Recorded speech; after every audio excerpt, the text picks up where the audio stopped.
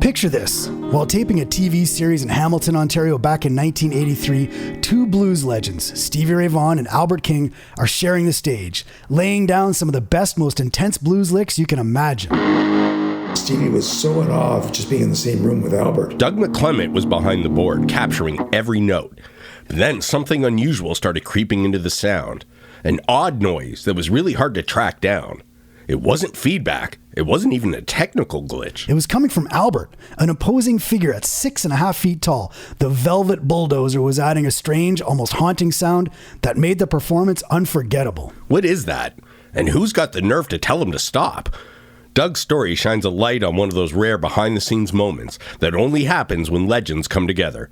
I'm Jerry Sagan, and this is my co-host, Dave Hatt. We call this episode, Grind One Out, Son.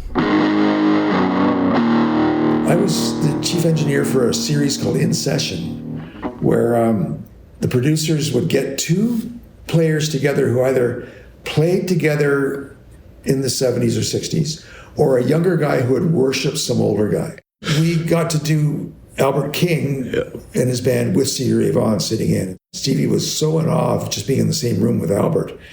And they sent the set department down to Sounds Interchange in Toronto, Sounds Interchange recording studios, took photographs, and then they had the set designers build a set to look like Sounds Interchange. So it was a movie set in a big concrete room. Yeah.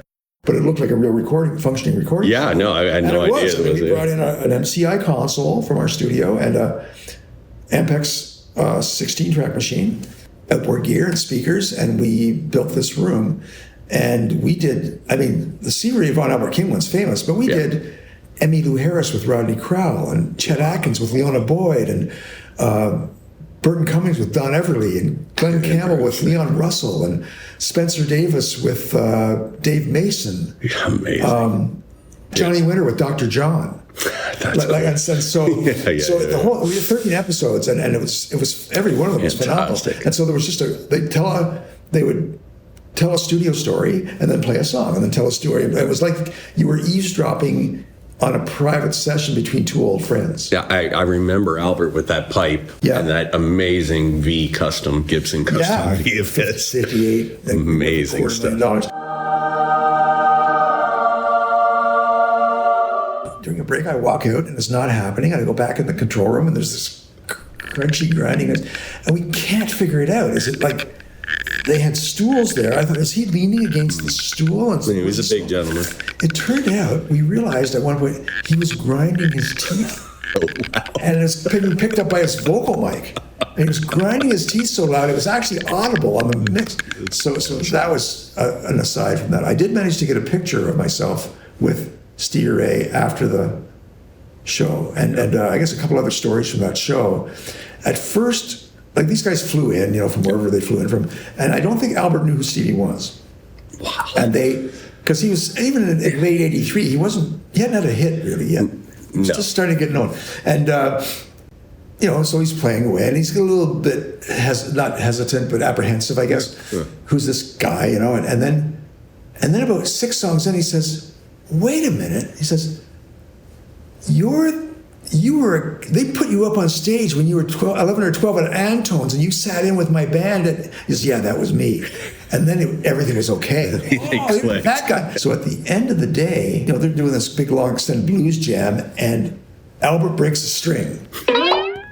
And then he just has to look on his face and, well, that's it. We're done. Yeah. He starts putting his guitar in the case and smiling, it's like we've played for 4 hours. That's a sign of stuff. And just as he's putting the guitar in the case, Stevie broke a string. And so they both just sort of collapsed into each other's arms. I don't know if that's in the show that aired, but that certainly happened. And I don't know to this day if Stevie broke the string on purpose or if it just happened. Like that, yeah. But he just, oh man, and that was the end of it. And that was the end of the day. There's 4 hours of stuff, and I don't know stuff. How much of that made it into the final DVD, but it was everybody knew, about 15 minutes in, everybody in there knew that this is a very special thing that's happening. Well, you can see by the smile on my face, the fanboy in me is loving that. Clips from this session of the two blues legends trading licks are still going viral on social media, over 40 years after they were laid down and recorded by the in-session crew. Thanks for joining us, and thanks to Doug for another great story. Please like, share, comment, and subscribe. And we mean subscribe, and look for more IWasThereMan on all your favorite platforms.